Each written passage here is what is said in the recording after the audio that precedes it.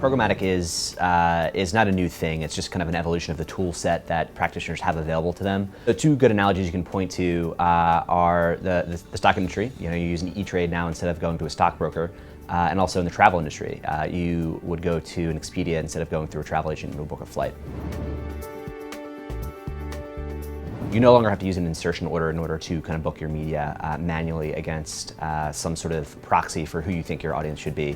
From the buy side, I think adoption has really been facilitated by the fact that it allows you to find exactly who you're trying to go after. And in doing so, it saves you money and builds efficiency into your media plans. So you can really granularly determine kind of the who, what, when, where, and why of when to buy an impression. And then iterate on your initial assumptions about who your audience is over time based on really granular data sets. Advertisers find it to be really beneficial to them because it ultimately allows them to make sure that their ads are as relevant as possible to their audience, but also possible new audiences as well that might be interested in their brand or their product. There's a lot of noise out there about what programmatic is and what it means, but it boils down to one thing, which is relevancy to a consumer. And that allows advertisers not only to be more effective from a marketing standpoint, but also saves them quite a bit of money and wasted impressions that they wouldn't necessarily want to put in the market otherwise.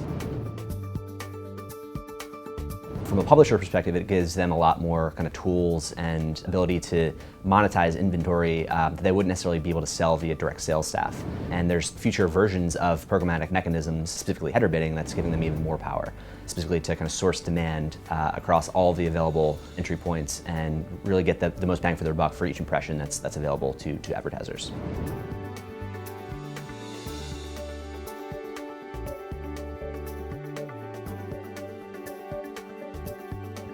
The Programmatic Council in 2016 is also really focused on making sure advertisers and agencies understand what they're paying for within a programmatic execution, specifically as it relates to their core costs in terms of the DSP and ad serving layer, but also all the kind of extraneous third-party ad tech that also gets applied, which is now seen as kind of necessary and common practice in the advertising world, given concerns around fraud and viewability and brand safety. So understanding how much value those services are bringing to the table relative to each other and seeing how much of their media is actually going to publishers as opposed to the execution costs associated with the ad technology itself. We are doing a deep dive in terms of the current state of header bidding, in terms of what options are available to publishers, what are the key kind of technical and economic considerations that they need to kind of go through before adopting a header bidding solution, and also what are the implications for the buy side. Obviously, the mechanics of header bidding are such that a lot more high-value inventory is being sourced to buyers. So we need to have a better understanding of how that affects viewability rates, how that affects brand safety rates, fraud, and also how that affects kind of the market pricing and how people should go to market.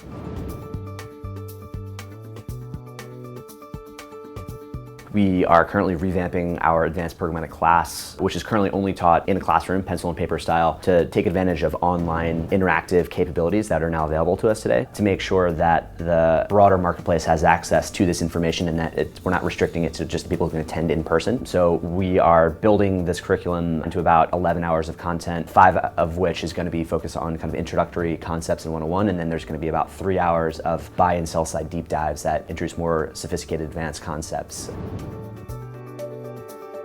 We're also paying close attention in 2016 to a number of emerging formats that go beyond just the traditional display and video inventory that's been available. Specifically, we're looking at native, digital audio, digital out of home, and linear TV, which traditionally has only been available by calling up a TV network and buying it directly via an IO.